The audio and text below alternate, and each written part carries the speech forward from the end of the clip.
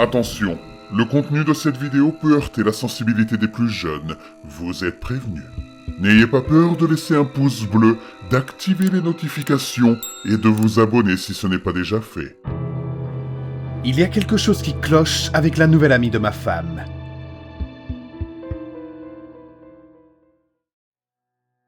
J'ai du mal à expliquer quand et comment ce cauchemar a commencé. J'ai déménagé avec ma femme, Sarah, à l'autre bout du pays, ce qui a eu un impact considérable sur notre vie sociale ainsi que sur notre mariage. Mon Dieu, j'aurais vraiment préféré ne pas avoir accepté ce poste. Nous étions plutôt du genre sociable. Elle travaillait dans un cabinet d'avocats et j'étais soudeur. Tout à coup, on m'a proposé de déménager et de m'installer sur un autre site pour un salaire 3 fois plus élevé. Après en avoir discuté avec Sarah, nous avons décidé que j'accepterais le poste et qu'elle chercherait du travail ici, dans la région. Tout allait bien les premiers mois. Mais la vie a commencé à devenir monotone. Cet endroit est assez petit, et il n'y a pas grand-chose à faire ici qui ne finisse par devenir ennuyeux au bout d'un moment. Ce manque de nouveautés a pesé sur notre mariage. J'ai commencé à redouter de rentrer du travail, et je prenais des heures supplémentaires juste pour retarder autant que possible le moment de rentrer à la maison. Chaque jour, je m'asseyais 1 heure dans mon camion sur un bout de route isolé, à fumer et à réfléchir. Quand je rentrais enfin à la maison, je priais pour que ma femme soit endormie, afin de ne pas avoir à supporter son attitude froide et ses remarques sarcastiques. Et je pensais que c'était déjà grave. Il y a quelques mois, nous avons discuté. Et elle a finalement décidé de rejoindre un club artistique où va l'une de ses collègues de travail. J'étais content que ça la fasse enfin sortir de la maison et que ça la calme peut-être un peu pour le moment. Comme j'aimerais que les choses soient comme avant. Comme j'aimerais qu'on ne soit jamais venu ici. Elle a donc rejoint ce club. Au début, elle avait l'air sincèrement heureuse, et j'étais content qu'elle ait réussi à enfin se faire des amis. Elle est devenue de plus en plus heureuse, jusqu'à ce qu'elle commence à se montrer un peu plus distante et secrète à propos de ce qu'elle faisait. Un jour, je lui ai demandé « Eh, qu'est-ce que tu fais exactement dans le club ?» Et elle m'a juste lancé un regard furieux et amer avant de changer soudainement d'humeur et de dire « Je vais t'inscrire et tu verras. » Ça m'a pris au dépourvu. À partir de là, elle est devenue la personne la plus joyeuse et chaleureuse qu'elle a jamais été. Du moins, c'est ce que je croyais. Elle m'appelait au travail pour me demander comment s'était passée ma journée, ce qu'elle n'avait pas fait depuis des années. Je rentrais à la maison et je trouvais un copieux dîner bien préparé. Mes films préférés passaient à la télé. Je pensais à un cadeau pour mon anniversaire et elle m'offrait exactement ce que j'avais imaginé sans que je lui ai jamais dit. Soudain, ma vie est passée de l'enfer au paradis, apparemment sans raison. Je m'arrêtais toujours sur cette route déserte, juste pour verser des larmes de joie et me demander ce qui avait bien pu se passer. Non pas que j'en fusse offensé ou en colère. Son intimité est également devenue quelque chose d'extraordinaire. J'ai accepté une baisse de salaire importante pour pouvoir passer plus de temps avec elle. Je vous jure que chaque jour, quand je rentrais à la maison, elle était de plus en plus belle. Et ce n'était pas non plus des changements subtils. Un jour, ses cheveux poussaient soudainement et devenaient épais et vigoureux. Le lendemain, j'aurais juré qu'elle était plus mince et plus musclée. Elle passait beaucoup plus de temps dans son bureau à fabriquer d'étranges figurines pour son club d'art. Elles avaient l'air sinistres, avec d'étranges runes gravées dessus. Apparemment, c'était pour un monde artistique qu'ils étaient en train de construire. Du moins, c'est l'idée centrale du projet. Je ne sais pas de quel matériau elle se servait pour fabriquer ces figurines, mais je commençais à avoir une sensation étrange chaque fois que je passais du temps dans la maison. J'avais cette sensation étrange, cette impression bizarre, que les figurines me regardaient.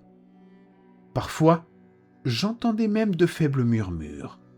Parfois, elles se déplaçaient d'une manière ou d'une autre d'un endroit à un autre, même si j'étais seul dans la maison et que je ne les avais même pas touchées.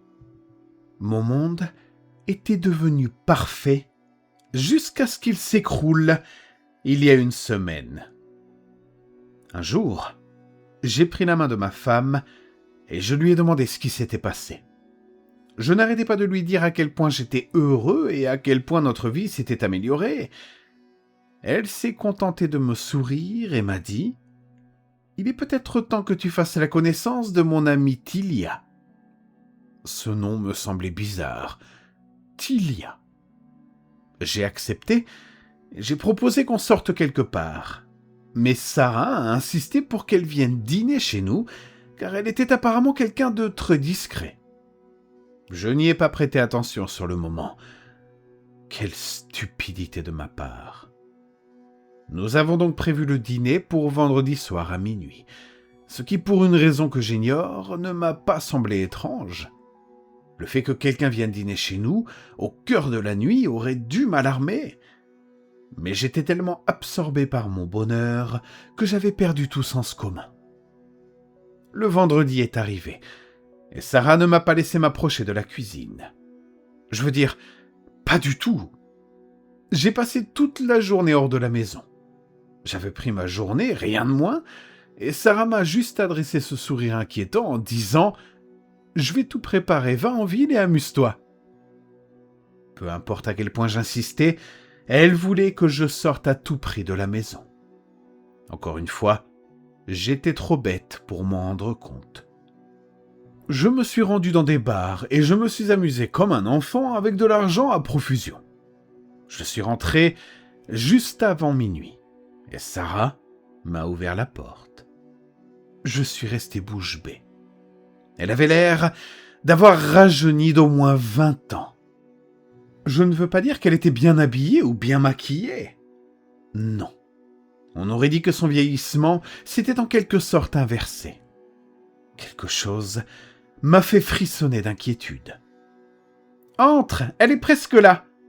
s'est écriée Sarah avec excitation. La maison était décorée comme si nous organisions une soirée romantique.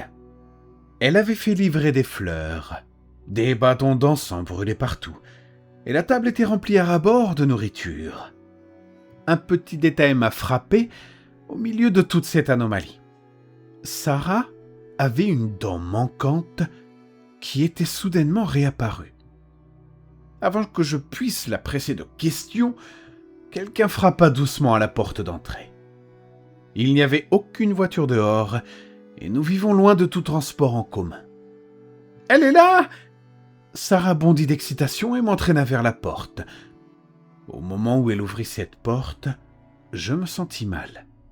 Ce sentiment déchirant, où tout semble normal, mais où l'on sait au fond de soi que quelque chose ne va vraiment pas. « Tilia, bienvenue !» a dit Sarah avec un large sourire. La femme était magnifique, d'une beauté surnaturelle. Je ne pouvais imaginer personne de plus séduisant à regarder. « Bonjour, Sarah », a-t-elle dit en me regardant moi. Je sais maintenant que ses yeux étaient bleu clair quand elle est entrée. « Je peux entrer ?» a-t-elle demandé d'une voix charmante et féminine. Je marmonnai, bien sûr, et remarquai son large sourire alors qu'elle entrait. À ce moment-là, tout autour de moi semblait s'estomper, comme si j'étais gravement ivre. Nous nous sommes assis à table, et Sarah, pour une raison quelconque, s'est assise à côté de Tilia plutôt qu'à côté de moi. Mes genoux tremblaient. Oui, elle était magnifique, mais il y avait quelque chose de très répugnant et de rebutant chez cette femme. Elle portait une étrange robe rouge très travaillée, ornée de bijoux noirs sertis de ce qui semblait être des pierres précieuses inestimables. Ses cheveux étaient les plus noirs que j'ai jamais vus, parfaitement coiffés. Elle ne prêtait guère attention à Sarah, se concentrant plutôt sur moi, ce qui me mettait très mal à l'aise. Sarah posa la nourriture devant nous, dans des plateaux de service couverts que nous ne possédions pas auparavant. Elle souleva les couvercles métalliques, révélant un plat exquis composé d'une sorte de viande et de champignons rares. J'écarquillai les yeux. Sarah ne cuisinait jamais de viande rouge, et cela dépassait de loin ses capacités. Cela ressemblait à quelque chose préparé par les meilleurs chefs du monde. L'arôme puissant, sucré et terreux m'envahit immédiatement. Sarah et Tilia fixèrent la viande avec des expressions presque voraces avant de la dévorer. Elles mangèrent comme si elles n'avaient pas mangé depuis des jours. Mes mains tremblaient, tandis que je portais un morceau de viande à ma bouche. La texture était incroyable. Le goût ne ressemblait à rien de ce que j'avais jamais goûté. « Alors, chérie ?» demanda Sarah d'un ton presque moqueur. « C'est délicieux !» murmurai-je, et elles éclatèrent toutes les deux de rire. Même si c'était incroyablement bon, je ne parvenais pas à avaler une seule bouchée. C'était comme si mon corps refusait de me laisser faire. Je mâchais et mâchais, puis je recrachais le morceau discrètement dès qu'elles ne regardaient pas. Ça me semblait mal. Elles mangeaient comme des bêtes. Leur portion éclipsait la mienne.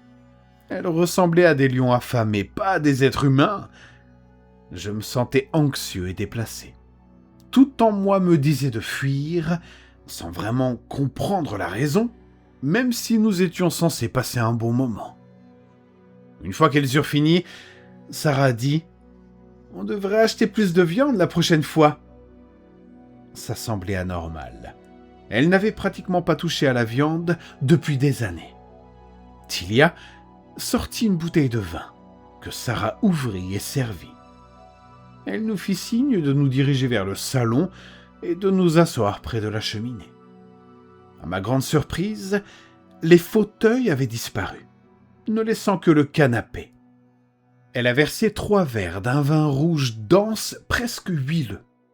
Je jurerais que les yeux de Tilia étaient vert foncé, ses pupilles ne réagissant pas du tout à la lumière, comme si elles n'étaient que décoratives. Elles ont bu rapidement et m'ont poussé à faire de même. Le vin n'avait pas le goût du vin. Il était extrêmement sucré, différent de tout ce que j'avais pu goûter auparavant. Après ça, j'ai perdu et repris conscience par intermittence. Je ne me souviens de rien d'autre que cette nuit-là, sauf que Tilia m'a donné l'une de ces bagues noires que je ne peux retirer quoi que je fasse. Je me suis réveillé le lendemain matin dans une douleur fulgurante. J'avais l'impression que tout mon corps était rempli de charbons ardents. J'ai à peine réussi à me rendre à la salle de bain. Peu importe à quel point j'exigeais des réponses, Sarah refusait de dire ce qui s'était passé. Je ne me suis jamais complètement remis. Je m'affaiblis de jour en jour. Je fais constamment des cauchemars et je vois toujours cette femme du coin de l'œil.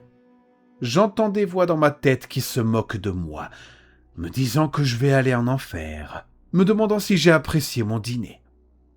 J'avais des marques de morsure sur tout le corps. Elles étaient profondes et ensanglantées, mais Sarah n'y a pas prêté attention. Chaque nuit, je souffre de paralysie du sommeil. Finalement, Sarah est ressortie. Il m'a fallu toutes mes forces pour atteindre la station de taxi et me rendre dans un hôpital privé d'une autre ville. Le plus étrange, c'est que les médecins n'ont trouvé aucune trace de drogue, d'alcool ou de blessures graves. Ils ont dit qu'ils n'avaient jamais vu un cas comme le mien. J'ai essayé de leur montrer les marques de morsure, mais ils ne pouvaient pas les voir. Mais voilà. Mes analyses sanguines ont montré que je suis en aussi bonne santé qu'un homme de 90 ans. Et j'ai l'impression de vieillir rapidement. Cette maudite bague ne veut pas s'enlever. 3 lames se sont cassées quand ils ont essayé de la couper. Les médecins pensent que je suis schizophrène, et j'ai du mal à les convaincre du contraire. Je jure que, des fois, une infirmière ressemble à Tilia. Je dirais même que c'est elle. Je reconnais ses yeux, même derrière les masques. Cette infirmière m'a souri aujourd'hui et ses yeux n'étaient même pas de la même couleur qu'hier. Et je sais que la bague était à mon autre main quand je me suis endormi la dernière fois. Sarah ne m'a pas appelé du tout. Peut-être aura-t-elle une autre chance de défaire sa vie gâchée, comme elle l'appelait. D'ailleurs, elle a nié jamais avoir été mariée avec moi quand l'hôpital l'a appelée.